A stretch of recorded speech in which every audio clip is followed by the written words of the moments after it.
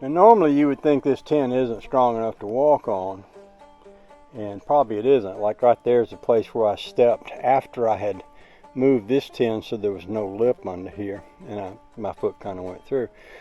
But once I bolt this down along here and then along each of the major beams that goes out, and then I'm going to lock that lip back. See, this piece goes into this piece, and then I'm going to do that one. And after I finish that, you notice I still got plenty of tin over here, and I've got another big pile back yonder.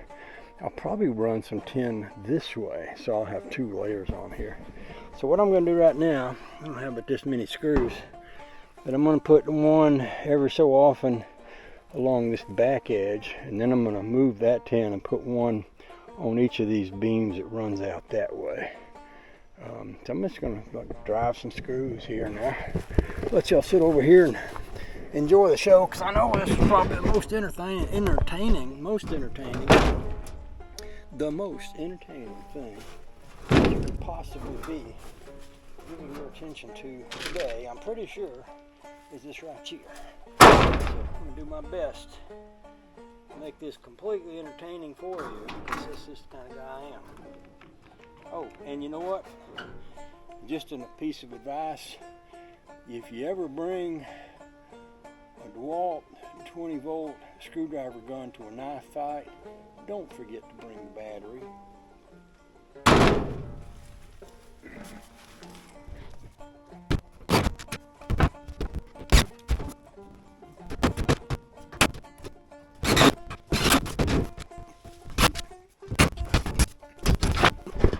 Now see, here's what I was talking about.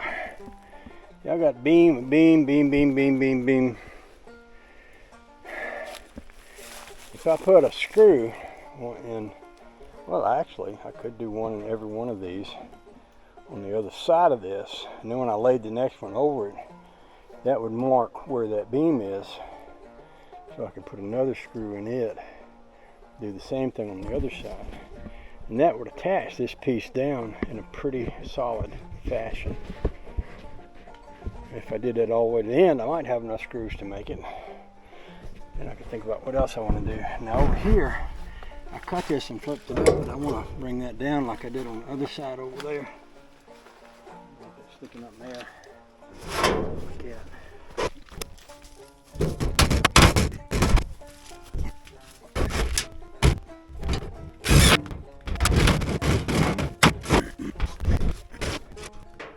I'm trying to work with a glove on this hand, although I don't think it's doing any good. I still got this bent finger and I still got some pain here. So it may be that for this work, that the glove isn't that helpful anyway. So maybe I'll just take him off.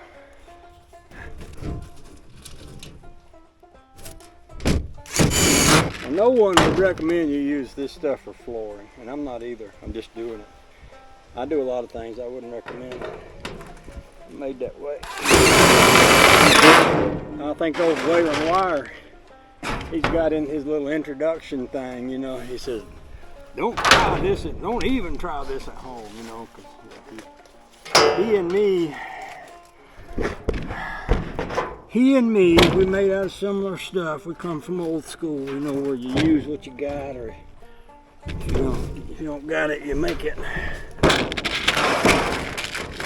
We came from, I used to say we came from poor folks, but nowadays, there's a lot of people that are poor folks.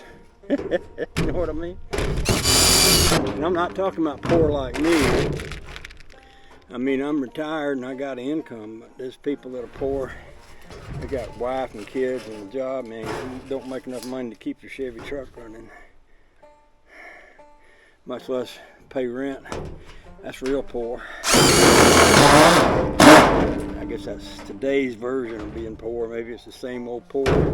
Maybe poor is always the same, just when you ain't got enough. When you ain't got enough to make ends meet, you have to scrabble by. Sometimes you just have to scrabble by, do the best you can with what you got to work with, even if it ain't enough. Y'all know what I mean. Y'all been there. Probably a lot of you still there.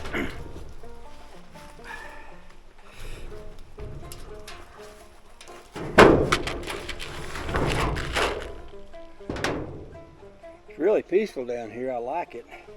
This is a nice spot on the property. That back down there leads down to the lake, and that's the core property, so it's all wild. I know the deer walk up and down this path here.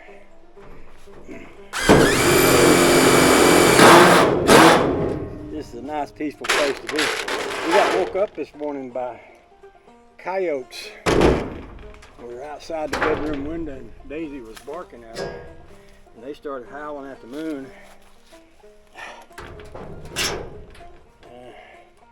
I'm not sure it's a good idea to have Daisy being in the neighborhood with coyotes. You probably want to keep a watch on her when she goes out.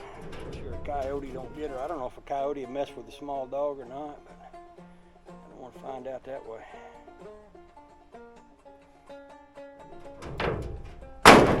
What's wrong with this screw? Where did it go? Where's it at?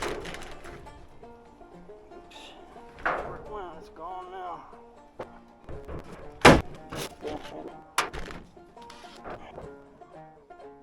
Let's see that drill bit. Look, that drill bit's gone bad.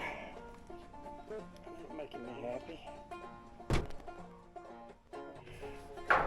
Go get me another one from in yonder somewhere. Be right back.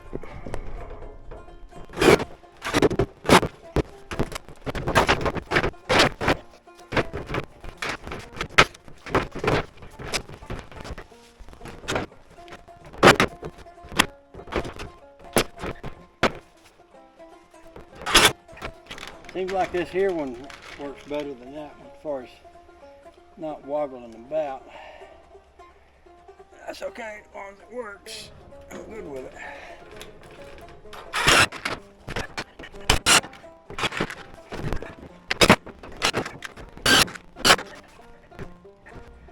That tip broke.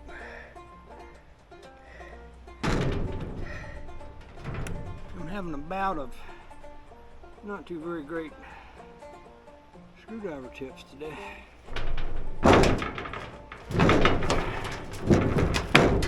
up to the garage, see what else I can find.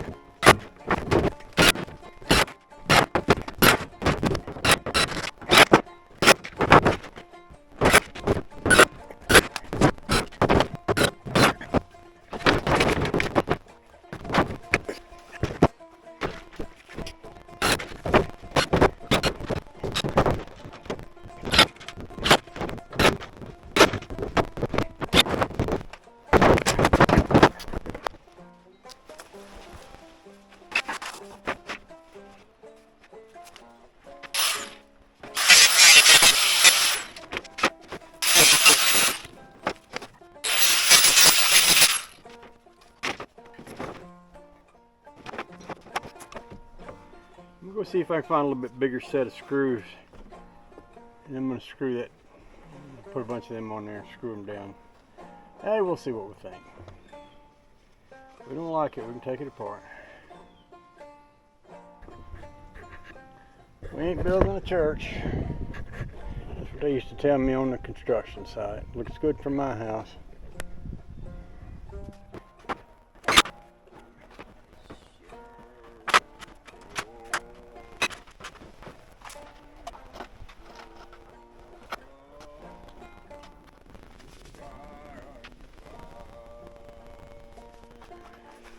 And this is a rack over here like the ones that I have laid down here.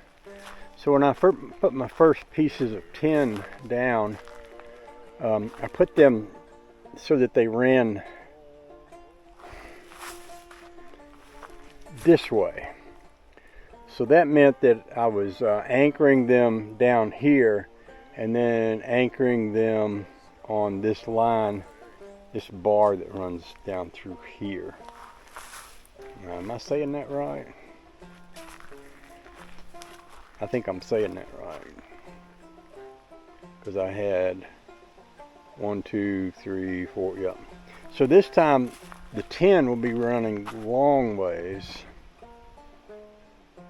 which means I'm going to be anchoring them here and here and here and here and here. So I should have 5 points, and I should be able to measure this one to find my points. So I'm going to go ahead and get the side piece screwed in, and I'm going to just screw it in right along the side of that rack that's sitting there. And then we're going to get a tape measure and a magic marker, and we're going to mark off, well, yeah, we're going to mark off some spots.